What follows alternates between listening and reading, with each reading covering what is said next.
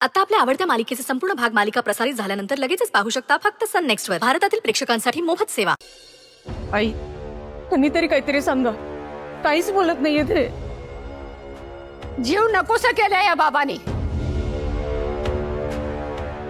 अरे काहीतरी बोल. नका बोलू. असेच पुतळ्यासारखे उभे राहा.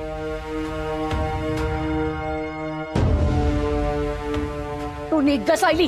चल निघ. कुठे ते तू तुझं ठरव. टाळी दोन्ही हातांनी वाजत असते हे लक्षात ठेव.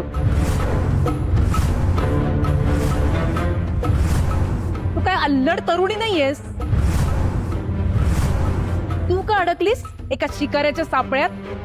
अक्कल नाहीये तुला. चल निघ. चल. प्रमिला ताई मी कुठेही जाणार नाहीये. जावं लागेल.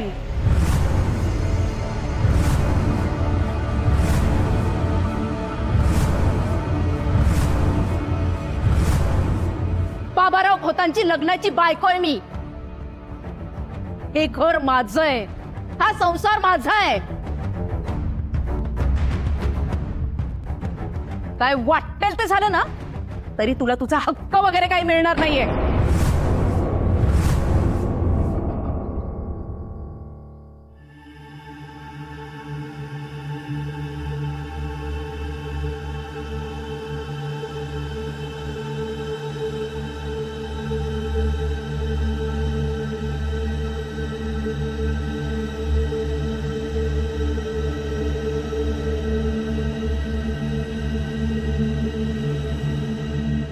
काय झालं ऋषी. काही नाही. काय नाही कसं दिसतंय चेहऱ्यावर. तुला काही बोलायचं आहे का. आई मी कुठलीही गोष्ट तुझ्यापासून नाही लपवू शकणार. तुला नदीविषयी बोलायचंय. हो. नदी खोतांच्या ऑफिसमध्ये गेली इंटरव्ह्यूसाठी. मला सुद्धा मितालीकडून समजलं. तुमच्या सगळ्यांचे काही दगडी पुतळे झालेत का.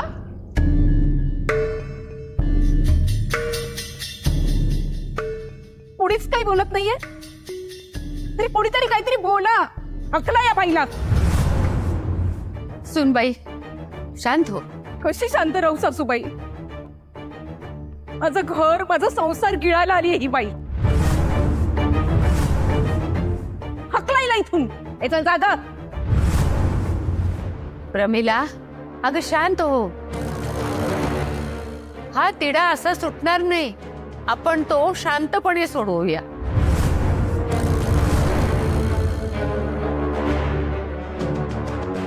तेच म्हणते मी. हा तिढा सोडवायचा असेल तर या बाईला आधी बाहेर काढा. तुम्ही बोला किंवा बोलू नका बाबाराव पण माझ्या मुलांच्या हक्कात मी वाटेकरी सहन करणार नाही.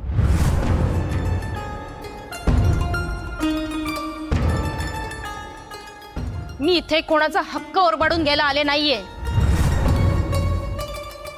मला फक्त न्याय हवाय आणि माझा हक्क हवाय. आता बास बास कर. प्रमिला शांत हो ग.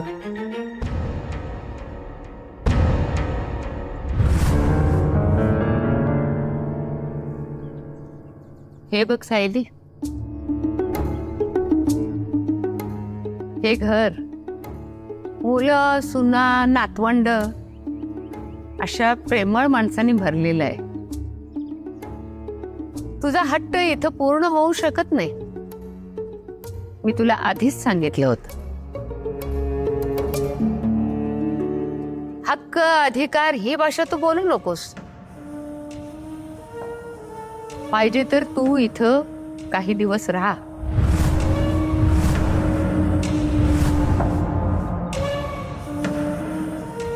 पुढचं पुढे बघू. आईसाहेब पुढचं पुढे बघू म्हणजे काय आईसाहेब.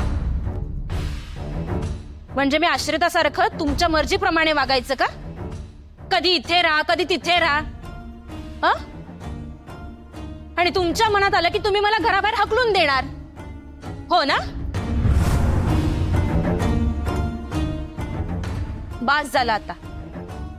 खूप सहन केलं मी कुठेही जाणार नाही. मी इथेच राहणार.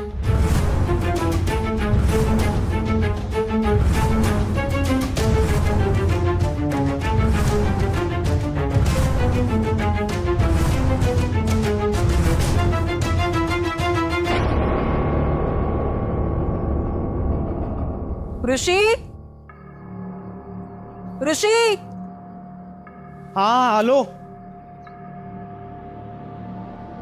काय झालं? आली तुझी लाडकी बहीण.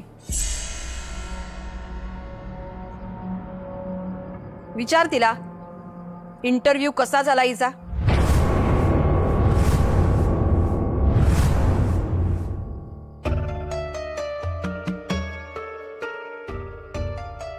मितालीकडून समजलं ते मी आईला सांगितलं. निदान आईपासून तर आपण कुठली गोष्ट लपवायला नको. आपल्या मुलांच्या भल्याचा विचार आईपेक्षा जास्त कोणी करू शकत नाही. आणि आपण एन 3 माणसं आहोत घरात.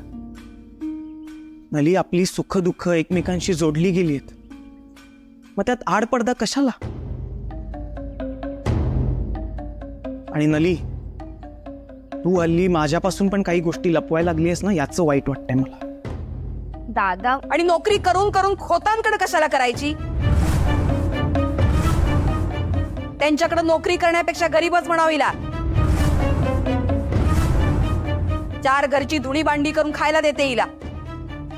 पैशासाठी माणसानं स्वाभिमान कशाला सोडायचा? मी काय खोतांची गुलामी करायला त्यांच्याकडे नोकरी करणार नाहीये. मी तुमच्यावर ओझं बनून राहण्यापेक्षा माझंही या घरासाठी काहीतरी हातभार लागावा असंच वाटतंय मला. आणि तसंही ज्या प्रकारे माझा तिथे इंटरव्ह्यू झालाय ना, त्यावरून माझं तिथे सिलेक्शन होईल असं नाही वाटत मला. पण मुळात अशा ठिकाणी जायचंच कशाला?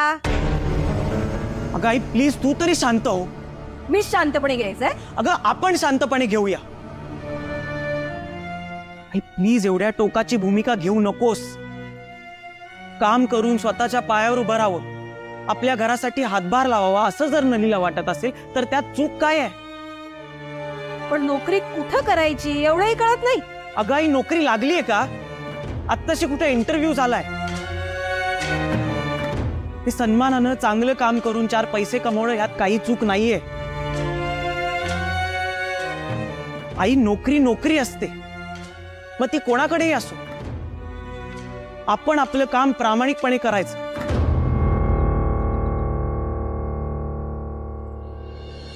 आई, आई मला वाटतं नलीला नोकरी करावीशी वाटते ना, तर करू दे ना.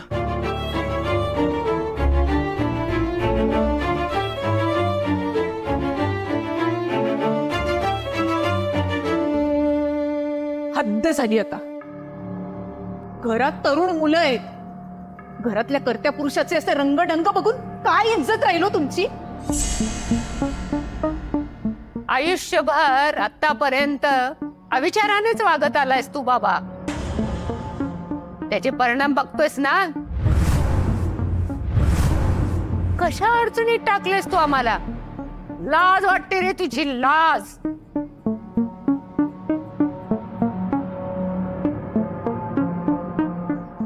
सायली, तू बऱ्या बोलानं जा इथून. मी कुठेही जाणार नाहीये. मग मला तुला धक्के मारून बाहेर काढावं लागेल. निघ.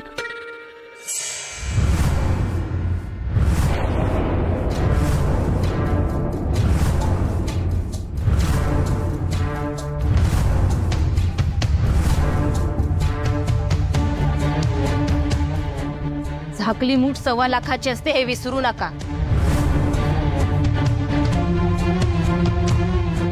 तुम्हाला चांगलंच माहितीये माझ्याजवळ काय पुरावे आहेत ते. फार सहन केलं, पण आता अजून अन्याय मी सहन करणार नाही. रणजित खोत, मी तुम्हाला शेवटची संधी देतेय. तुमची ही सगळी नाटकं बंद करा आणि जे खरंय ते या सगळ्यांना सांगून टाका.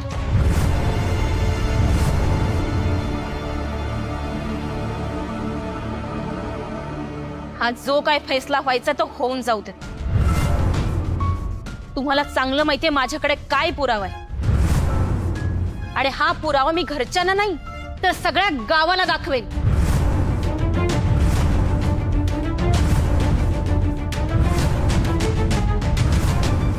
मग पुढे जे काही परिणाम होतील ना त्याला तोंड द्यायला मी समर्थ आहे.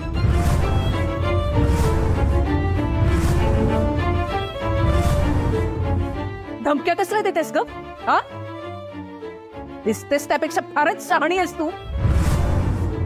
कसले पुरावे दाखव. थांब सायली.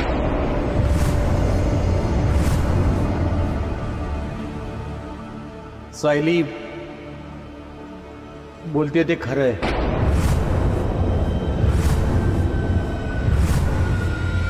सायलीचे आणि माझे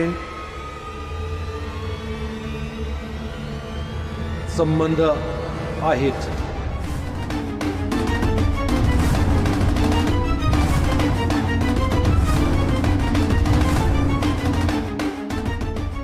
याआधी तिने हक्क मागितला होता, पण मला ते मान्य नव्हतं, म्हणून मी तिला नकार दिला. त्यामुळे ती हक्क दाखवायला इकडे आली आणि इथेच राहायचं म्हणतीये.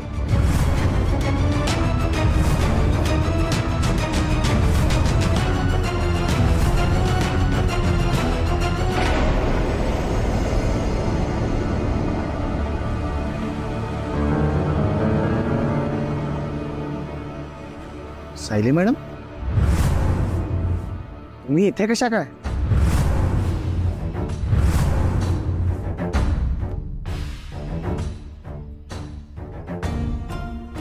हे सामान कोणाचं आहे? सगळे असे उभे काय?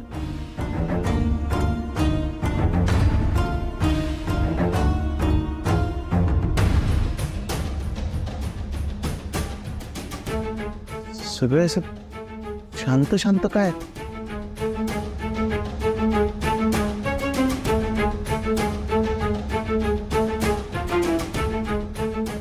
आई काय झालंय? तू सांगतोस का मी सांगू?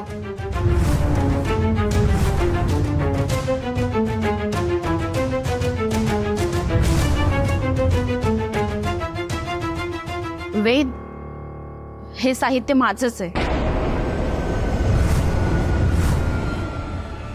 माझ्या घरी थोडा प्रॉब्लेम झालाय ना, म्हणून रणजित खोतच म्हणाले थोडे दिवस इथे येऊन राहा.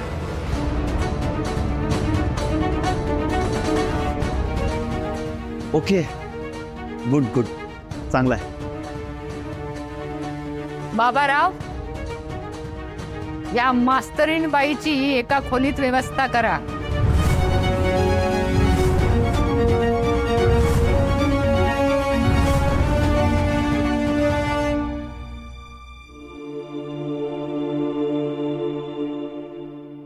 दादा, दादा, दादा, काय काय काय काय खुश आहे, खूप खुश आहे. काय झालं? मला आतापर्यंत कधीच तुला आनंदाची बातमी सांगता आली नाहीये, पण आज माझ्याकडे एक गुड न्यूज आहे. काय काय? मला नोकरी मिळाली दादा. काय? हो, आत्ताच गोदावरी फूड्स मधून मेल आलाय, पुढच्या प्रोसिजर साठी बोलावलंय. कॉंग्रॅच्युलेशन्स. Thank you thank you. खरंच खूप चांगली न्यूज आहे. आई, किती वर्षांनी एवढी चांगली न्यूज आली आहे. आई, तुला आनंद नाही झाला? आपल्या नलीचं सिलेक्शन झालंय, तिला जॉब मिळतोय, हे महत्वाचं नाहीये का? आणि आई, मला खात्री आहे आपली नली तिचं काम एकदम चोख करेल. प्रश्न हिचा नाहीच आहे, प्रश्न खोतांचा आहे. आई, बाबाराव खोत अतिशय पाताळ यंत्री आणि धूर्त माणूस आहे. मला तोच प्रश्न पडलाय. बाबाराव खोतासारखा मनात वैर धरणारा माणूस हिला त्यांच्याच ऑफिसमध्ये सहजासहजी नोकरी देईलच कसा?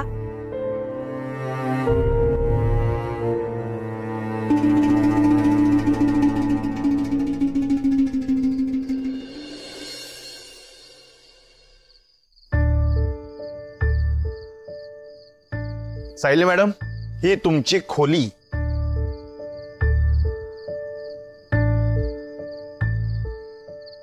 बघा, मस्त क्लीन आणि नीट आहे. म्हणजे आमची जी विठा काकू आहे तिला घर स्वच्छ ठेवायला आवडतं म्हणून. आणि तुम्हाला सांगतो, इथे मागे ना रात राणीची झाडं आहेत. रात्रीच्या वेळी इतका सुंदर सुगंध इथे पसरलेला असतो. अरे वा. तुम्हाला काहीही लागलं नक्की सांगा. हा, अगदी निसंकोचपणे. सायली मॅडम, तुम्ही आमच्याकडे राहायला आलात, मला खरंच खूप आनंद झालाय. त्या दिवशी आम्ही तुमच्याकडे आलो होतो, तुम्ही इतकं छान आम्हाला जीव घातलं, तितका छान पाहुणचार केलात. आता तुमचा पाहुणचार करायची संधी आम्हाला मिळाली. अच्छा, म्हणजे त्या दिवशी तुझा जो फोन एक्सचेंज झाला होता तो यांच्यासोबत झाला होता. हो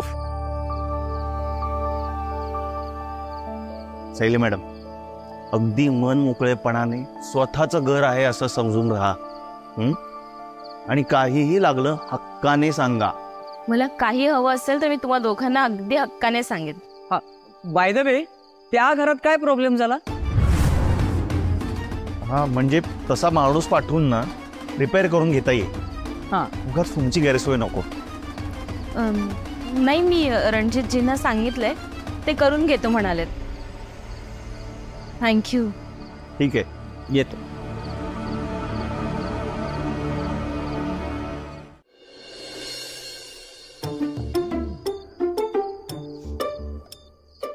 ऋषी, जमतंय का कांदे चिरायला? नाकाचा शेंडा बघ त्याचा कसा लाल झालाय. त्याला कसं येईल? कुठं सवय आहे त्याला? आण इकडे, मी देते चिरू. नाही काकू, आज तुम्ही फक्त जेवायचं. नलीला नोकरी मिळाली म्हणून आपण पार्टी करतोय ना, तर सगळा स्वयंपाक आम्हीच करणार. ए बाई, आम्ही नाही. आम्ही फक्त मदत करणार आहोत. आज तुझ्या हातचं चविष्ट आणि खमंग चिकन खायचंय मला. आणि दादाला सुद्धा.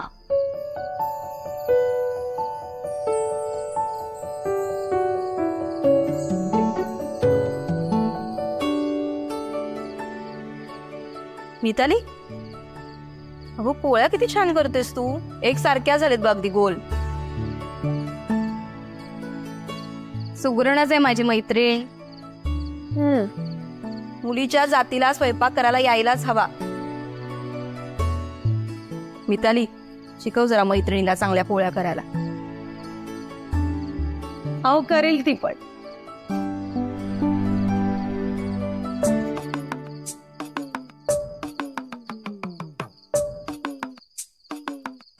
ऋषी, झाले का कांदे चिरून? युद्ध सुरू आहे, कापाकापी चालली.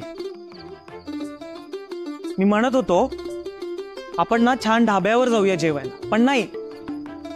अरे हो, मीच नाही म्हणाले. तू कांदा चिरतोयस, मी तर इतकं प्रेमाने मन लावून जेवण बनवते. या जेवणाची सर त्या ढाब्यावरच्या जेवणाला येईल का सांग मला. आणि दादा, हा, ऐक ना, मला ना मिताली सारखी सुगरण वहिनी पाहिजे. अरे, चढतोस का? चपाती करपेल माझी.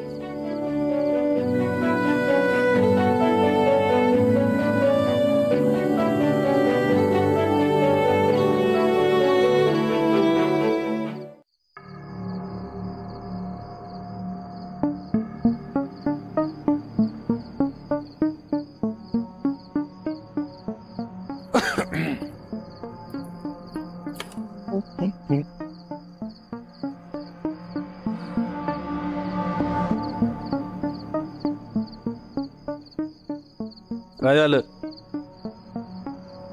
अजून काही बाकी राहिलंय? अजून किती प्रकरणं येतो तुमची बाहेर? प्रमिला, तुम्ही एक काम करा ना, एकदाच सगळ्या बायकांना बोलवून टाका. नाही म्हणजे रोज रोज हादरे बसण्यापेक्षा एकदाच सुरुंग लावून टाका. कमाल वाटते मला तुमची, आणि लाजही वाटते. मी धडधडीत जिवंत असताना अजून एक बाई ठेवलीत. असं काय बघितलं तो त्या बाईत? मी कधी काही कमी पडू दिलंय तुम्हाला? त्या बाईला गोळ्यात घेण्यासाठी मला मसणात पाठवलं. लाज नाही वाटली तुम्हाला बायको मेली असं सांगताना? हे बघ प्रमिला, हे बघ जे झालं ते झालं. अगं आई नाही, तू हे बघ, ते मी खपवून घेणार नाही. आता मी आधीच सांगितलं होतं मला सवत चालणार नाही. कधी बदलणार आहेत या सवयी? आता मला कळतंय, या सायली प्रकरणावर चिडून सासूबाईंनी तुमच्या थोबाडीत मारली होती. ओ, वयात आलेली तरुण मुलं आहेत हो आपल्याला, त्यांच्याकडे बघून गप्प बसलीये मी. पण याचा अर्थ मला सगळं मान्य असा होत नाही. तुमच्या मनात जर त्या सायलीला हक्क बिक्क देण्याचं असेल ना, तर ते पुसून टाका. काय वाटेल ते करा, पण त्या बाईला घराबाहेर काढा. माझ्या सहनशक्तीचा अंत बघू नका. जर टाळकं फिरलं ना, तर तुमच्या सगळ्या पापांची यादी वाचीन मी पोरांसमोर. ही सायली कोण आहे, घरात कशी घुसली, सगळं सांगीन. इतकंच नाही, तुमची जी पापं गाडली गेली आहेत ना, ती पण पुराव्या सकट उकरून बाहेर काढीन.